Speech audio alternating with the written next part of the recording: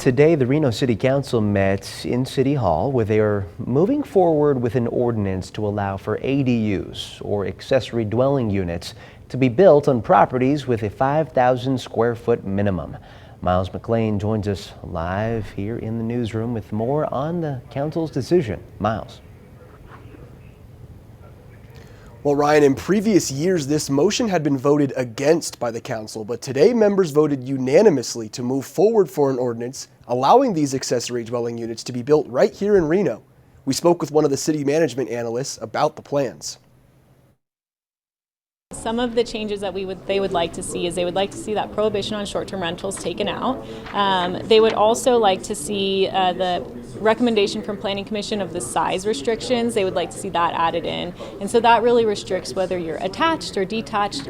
During today's meeting, these topics were discussed in order to pass the ordinance. The council and public comment allowed for voices to be heard and issues to be brought up. We were really mindful of how many times this had been tried and failed, especially Reno's a very unique place.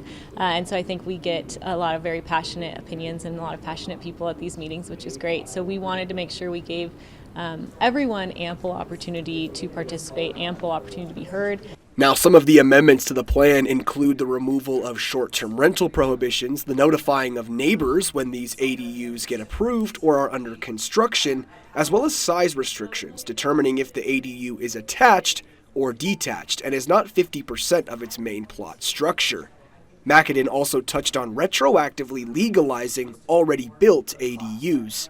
Through this process, we've heard maybe there's people who are illegally building ADUs, or they built a guest quarters and then added the kitchen after the fact.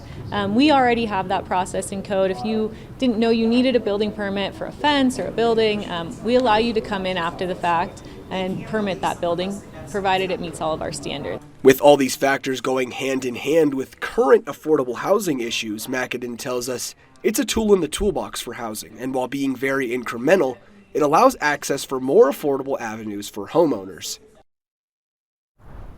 While this ordinance was approved today, it will be reconvened at another city council meeting in the future to be voted on a second time before it officially takes effect. This means that neighbors could be seeing more granny flats in their neighborhood in 2026. Covering the story, Miles McLean, 2 News, Nevada.